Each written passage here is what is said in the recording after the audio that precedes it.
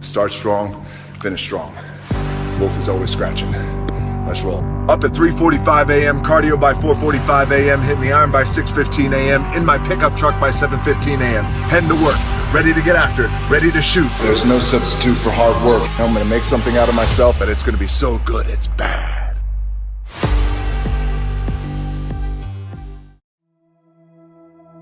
Instead of telling you what I think you should be doing, or how you could be better, or I thought, well, let me just speak from the heart, speak from my gut, and really not have anything prepared, but just tell you what's worked for me. And maybe some of the stuff that's worked for me might work for you now, currently, presently, as you guys have your goals and ambitions, but then further on down the line, as you guys continue to live your life. This idea and this notion that you could be anything you want, and you can accomplish anything you want, right? We hear that. You've heard that from the time you were little boys. You hear that now. You're already incredibly accomplished. You guys know that. The thing that has worked for me is to remember the hard times. So, and I'm sure you guys all have your processes. And again, I'm going to tell you what's worked for me. So before a big movie comes out, before, back in the days when I was wrestling with WWE, a WrestleMania match, anything big that would happen, I would always take a moment and I'd just remind myself, all right, I was evicted when I was 14. We were kicked off the island. We couldn't live in Hawaii. Had no place to live. A lot of shit happened then when I moved to Nashville. I was arrested multiple times by the time I was 16 years old. I would remember that, and it allows me then to be present in the moment and understand, holy, the stuff I have around me right now, this is the shit that I dreamed of when I was a kid. I am here. I played for University of Miami, played for great teams. Warren Sapp, Ray Lewis, they were my teammates. They were balling. Warren Sapp was playing tight end that time.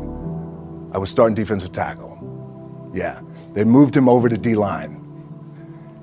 And he looked at me, he's like, yo, dude, I'm gonna take your spot. And I said, you ain't taking my spot.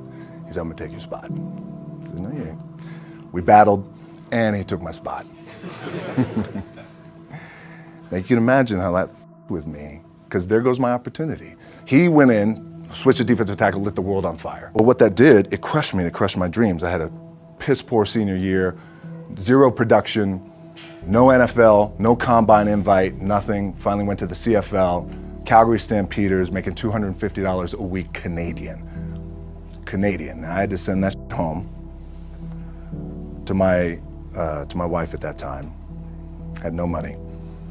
So I remember that. When I got cut from Canada, my dad in his pickup truck came down 4 o'clock in the morning, picked me up in Miami from Tampa. We lived in a little apartment in Tampa. He drove down in his little pickup truck to Miami to get me when I was cut from the CFL. And I thought, well, I leave home like you guys left home. I'm ready to tackle the world, to get after it, achieve my dreams and goals. Crushed by 22, 23 years old. Now I gotta move back in with my mom and dad. I played on great teams though. Wait a second, this is not supposed to be my future. I'm supposed to be in the NFL right now. I'm supposed to be making a lot of coin and buying my parents, buying me, taking care of my wife, but it never happened. So I pulled out my wallet. I thought, well, let me see how much money I have. I opened it up. I had a 5, a 1, and change. Well, at least I rounded up to $7. But I thought, God, ain't this a bitch? I got $7 in my pocket. Where the f do I go now? What do I do? I can't go back to CFL. The point comes where you hear that voice, the big run's over. Like, you're done, right? So I heard that voice. So as Coach was saying, man, I hold on to that. I'm telling you, I keep my back is up against this mother. We laugh, we joke, we have a good time, but my back is still up against this mother. I do not forget it. What this also helps me do, and again, it works for me, is at some point, you gotta be tired of not being number one. You have to be, and you gotta play angry, and I play angry. Now, I'm cool and calm with my approach, and when I step out on my field, which is a set, or, you know, like, there's some, and you're always gonna have haters, and haters are like, well, God damn, man, how many movies are you gonna make, or how much shit are you gonna do? Like, you do a lot of shit. I say, yes, it's my ambition. Of course, why not? I could do it. Yeah, I love what I do. And not only that, but in what world do we not work every day? my back is up against this thing, you know, and I started to play angry, by the way, and I still play angry. My last match, Brock Lesnar, transitioned, and I realized if I had to be great at something, I wanted to be great in this world of Hollywood and movie making and producing and entertainment, I had to commit, and like you guys have to commit. Obviously, you commit to something, commit to the goal. So I quietly retired. 2 years later, I thought, what did I do with my career? Because my movies were not doing well. I was written off. It was around 2006, 2007. I was like, I left, I pulled a Jim Brown. I left when I was on top, like number one in the wrestling business, and I left. It was a ballsy, gutsy, some call it stupid move, but I had to commit and I had to follow what was in my gut.